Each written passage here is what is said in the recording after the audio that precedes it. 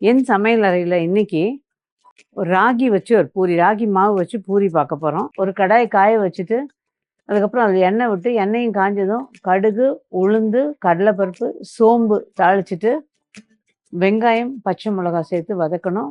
கூடவே ஒரு சிட்டிகை உப்பையும் சேர்த்து அது நல்லா வதங்கும்போது, கருவேப்பிலை, கொத்தமல்லி இதெல்லாம் சேர்த்து நல்லா வதக்கிட்டு, அதுக்கப்புறமா அதில மஞ்சள் தூளையும் சேர்த்துடணும். சேர்த்து வதக்கிட்டு, வேக வச்சு வச்சிருக்க உருளைக்கிழங்கையும், உதுத்ததையும் சேர்த்து அதோட நல்லா கிளறிட்டு, தேவையான உப்பையும் சேர்த்துட்டு, அது நல்லா கிளறுனதுக்கப்புறமா கடைசியா அதில தேங்காய் பாலையும் ஊத்தி, தீய குறைச்சு வச்சு, கொஞ்சம் நல்லா சேர்ந்து ஒரு நிமிஷம் கொதிச்ச உடனே எடுத்துட்டோம் அப்படின்னா, உருளைக்கிழங்கு மசாலா தயார்.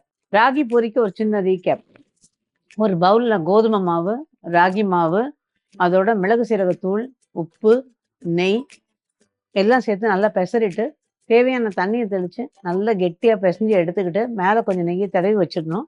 ஒரு பேன்ல எண்ணெய காய வச்சு, இந்த பூரி மாவுலேருந்து கொஞ்சம் எடுத்து, அத சின்ன சின்னதா தெரட்டி, கொஞ்சம் கனமா தெரட்டி, காஞ்சிட்டு இருக்க எண்ணெயில 2 பக்கமும் நல்லா பொரிச்சு, பூரிச்சு வர மாரி பொரிச்சு எடுத்தோம் அப்படின்னா, ராகி பூரி தயார்.